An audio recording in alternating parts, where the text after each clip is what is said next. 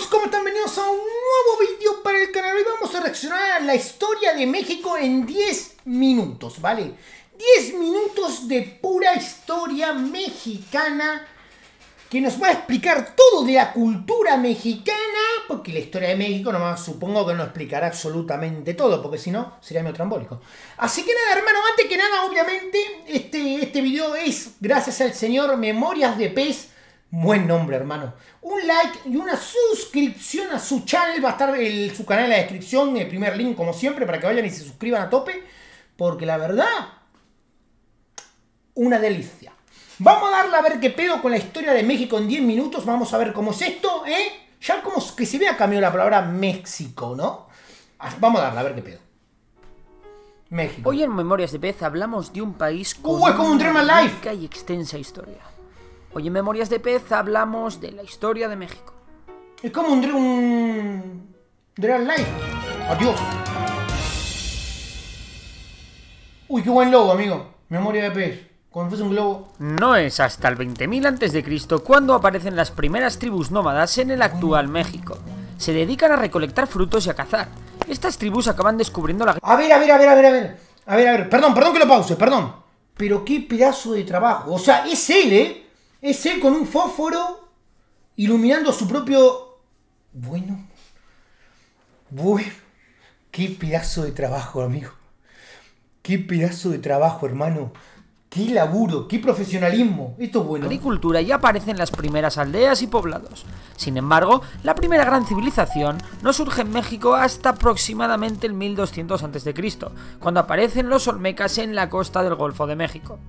Los olmecas desarrollaron un gobierno basado en la religión, conocen la escritura y desarrollan un calendario de lluvias gracias a los conocimientos astrológicos que tenían y que les sirvió para mejorar sus cosechas.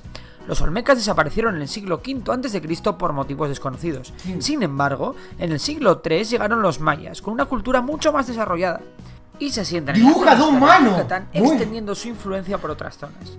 Los mayas se organizan de forma feudal con grandes señores que podían gobernar varias ciudades cercanas, desarrollan aún más los conocimientos astrológicos e incorporan las matemáticas a su sociedad.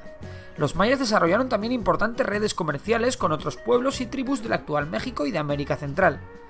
Antes de llegar los españoles hay que destacar al Imperio Mexica, que surge en 1325. Es un dibujante increíble. Su capital. El Imperio Mexica destacó por su organización y su avance tecnológico, que incluía el uso de metales como el oro, la plata o el bronce con fines militares. El problema del Imperio Mexica es que constantemente oprimió a otros pueblos de la zona, algo que sería su perdición. En 1492 Cristóbal Colón llega a América, y en los años siguientes los españoles mandan varias expediciones con el objetivo de conquistar todo el Nuevo Mundo. Hernán Cortés derrota al Imperio Mexica ayudándose de otros pueblos locales y establece el Virreinato de Nueva España. Todo este proceso lo podéis ver en profundidad en el vídeo que os dejo en la descripción.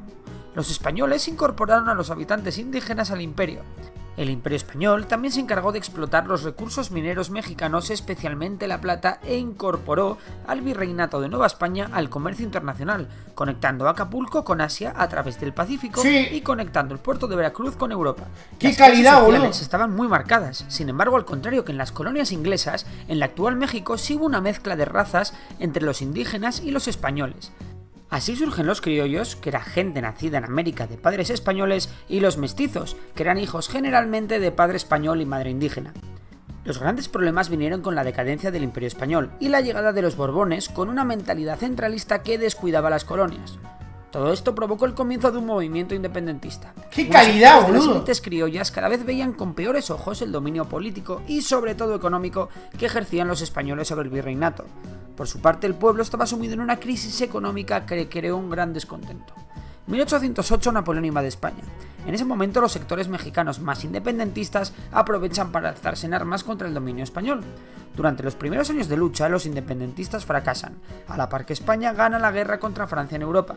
Sin embargo, muchas colonias americanas se habían independizado durante la guerra y México no iba a ser menos. Las élites criollas eran en su mayoría seguidoras del absolutismo de Fernando VII. Sin embargo, cuando en España se produce un levantamiento liberal, las élites criollas optan por sumarse al movimiento independentista. Este apoyo fue definitivo y dará paso a la independencia de México en 1821. El Imperio Mexicano contaba con gran parte de lo que hoy en día es el sur de Estados Unidos y con la mayor parte de Centroamérica. Sin embargo, la crisis económica que provocó la lucha por la independencia hizo a los sectores liberales conspirar contra el emperador Agustín I, que fue derrocado apenas 6 meses después de llegar al poder. Se crea entonces la República Federal Mexicana en 1823 y Centroamérica se separa de México. En 1824 se crea también la Constitución, que recoge la separación de poderes y se elige al primer presidente electo de la República Federal. ¡Qué calidad, boludo! Guadalupe Victoria. Sin embargo, la verdadera estrella de este periodo es Antonio López de Santana, quien rechaza a los españoles y será elegido en multitud de ocasiones para ser presidente. López de Santana promulga las 7 leyes, una constitución de corte conservador. Sin embargo, del norte venían grandes problemas. Allí los estadounidenses reclamaban unos territorios tejanos. México atacó las posiciones militares de Estados Unidos en la zona y Estados Unidos respondió declarando la guerra. Estados Unidos ganó y se llevó gran parte de lo que hoy es el sur de Estados Unidos, como California, Nuevo México, Arizona o Nevada. Las tensiones entre liberales y conservadores se extienden por México, y Santana se autoproclama dictador. Los liberales no iban a permitirlo, y tras la revolución de Ayulta en 1854, Santana tuvo que dejar el poder. Todas estas guerras crearon una gran crisis económica. México fue incapaz de pagar su deuda externa y Francia, uno de sus principales acreedores, no se iba a quedar de brazos cruzados. Francia, junto a España e Inglaterra, acudieron con sus flotas. España e Inglaterra se retiraron tras negociar con México, pero Francia atacó. Los mexicanos derrotaron a los franceses en la batalla de Puebla. Los franceses se repusieron y los conservadores mexicanos se unieron a estos, fundando el Segundo Imperio Mexicano. Sin embargo, las guerrillas republicanas dieron la vuelta al conflicto y ganaron la guerra. Los franceses se retiraron, los conservadores se rindieron y el emperador fue fusilado. ¡Qué calidad del siglo XIX y el principio del XX fue de cierta estabilidad. La revolución industrial permitió a México remontar en lo económico y apaciguar la situación social. Esto ocurrió durante la dictadura, o más bien la dicta blanda del general Porfirio Díaz. Cuando este abandonó el poder en 1910, la democracia aterriza en México. Las elecciones fueron ganadas por la oposición de Porfirio Díaz, pero este, con mal perder, decide no reconocer el resultado. Francisco Madero, líder de la oposición, es encerrado y finalmente exiliado. Este llama a la revolución y el conflicto se extiende. Porfirio Díaz se tiene que exiliar a París. Madero gana unas nuevas elecciones y forma gobierno. Uno de los líderes más destacados de la revolución, Emiliano Zapata, debido a sus diferencias con Madero, organiza un nuevo levantamiento. Sin embargo, el verdadero peligro para Madero vendrá de otro lado. Como en toda revolución, existía una contrarrevolución. Varios líderes contrarrevolucionarios inician de nuevo una insurrección que acaba con el fusilamiento de Madero, iniciándose una dictadura por parte de Victoriano Huerta. A la contrarrevolución responden los revolucionarios con nuevos levantamientos. Pancho Villa, Venustiano Carranza y Álvaro Obregón serán los líderes más destacados de este nuevo movimiento, que acabará con el dictador huido fuera de México. Una vez más, los revolucionarios tuvieron problemas entre ellos, y los grandes líderes que he mencionado antes morirán a los pocos años. En 1917 se crea una nueva constitución. Esta constitución era la más liberal hasta la fecha, e incluía algunas de las demandas de los revolucionarios, como la libertad de culto o el salario mínimo.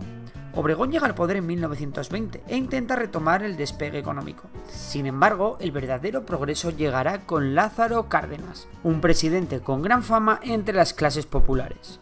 Este repartió tierras, fomentó la educación y nacionalizó la floreciente industria petrolera en 1938. Su sucesor, Manuel Ávila Camacho, fue el más conservador, intentando tender puentes entre las distintas clases. Sin embargo, llegó la Segunda Guerra Mundial y muchas cosas iban a cambiar. México se declaró neutral, pero finalmente entró en guerra del lado de los aliados. El aporte más importante de México fue el petróleo que vendía a Estados Unidos. México también envió una fuerza simbólica, el Escuadrón 201, a luchar en el Pacífico. No obstante, cientos de miles de jóvenes lucharon como voluntarios en distintos ejércitos aliados. La guerra fue la oportunidad perfecta para que México retomara sus relaciones con las potencias occidentales que habían quedado dañadas por la expropiación de la industria del petróleo. El crecimiento económico fue constante y se combinó con avances sociales, como el derecho al voto de la mujer. En 1970 llegó la crisis del petróleo al resto del mundo y México vio la oportunidad de hacerse de oro. El precio del petróleo subió como la espuma y México vio la oportunidad de aumentar su producción. Dicho y hecho, México crea el complejo Cantarell, donde aún hoy en día se extrae muchísimo petróleo. Sin embargo, los precios bajan a principios de los 80 y llega la crisis. El gobierno tiene que vender al menos 750 empresas públicas para hacer frente a la situación. En 1994, México da un gran paso adelante firmando un tratado de libre comercio con Estados Unidos y Canadá. Por otro lado, surge el Ejército Zapatista de Liberación Nacional, que luchará contra los grupos paramilitares que oprimían a los indígenas. En el año 2000, el PRI pierde por primera vez unas elecciones en 70 años. Sin embargo, para entonces el mayor problema de México era ya el narcotráfico, una guerra que México está aún hoy en día por ganar.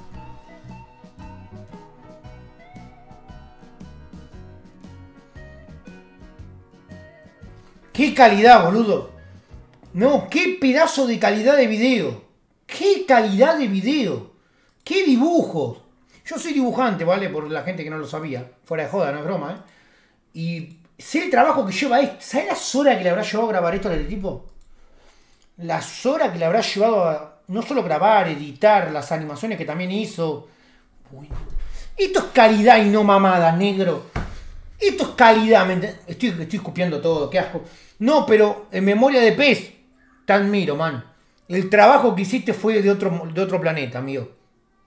Sos un maldito genio.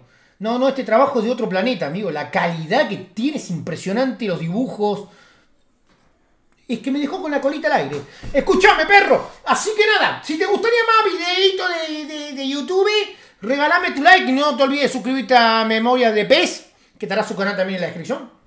Así que nada, perritos, linda noche para todos. Les deseo lo mejor y adiós.